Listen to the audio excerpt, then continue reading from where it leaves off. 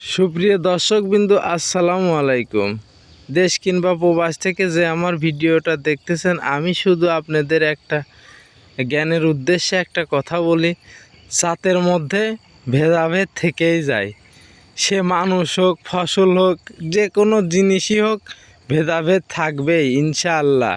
আমরা সবাই একরকমভাবে চলতে পারি না। তেমন দেখেন, আমি আমার জমির পাশে একটা ভুঁইতে দেখতে পারতেছি, একই জমিতে দেখেন দুই রকমের ধান ছিল, যার কারণে একটা প্রথমে পেকে শেষ হয়ে গেছে, কেটে ফেলছে, আর একটা পড়েই আছে। এই জন্য জাতের মধ্যে ভেদাভেদ আছেই, সবাই একরকম কখনো হতে পারবে না।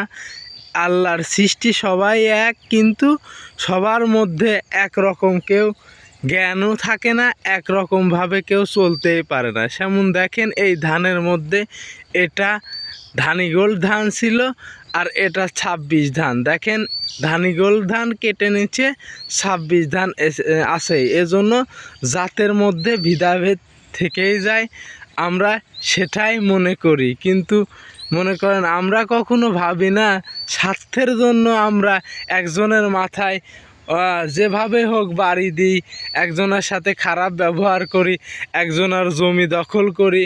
কিন্তু কখনো আমরা ভাবি না আমরা সবাই এক, এই মরে গেলে সব পড়েই থাকবে। কিন্তু আমরা স্বার্থের জন্য কত কিছু না করতেছি, একজনের মাথায় বাড়ি দিচ্ছি, একজনের স্বার্থ কেড়ে নিচ্ছি।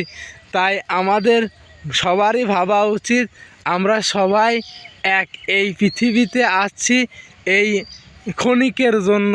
তাই আমাদের সবাই একতাবদ্ধভাবে থাকার চেষ্টা করব। আসসালামু আলাইকুম। সবাই ভালো থাকবেন, সুস্থ থাকবেন। সবাই আমার এই কথাটা যদি ভালো লাগে, লাইক, কমেন্ট ও শেয়ারের মাধ্যমে আমাকে জানাবেন। আসসালামু আলাইকুম।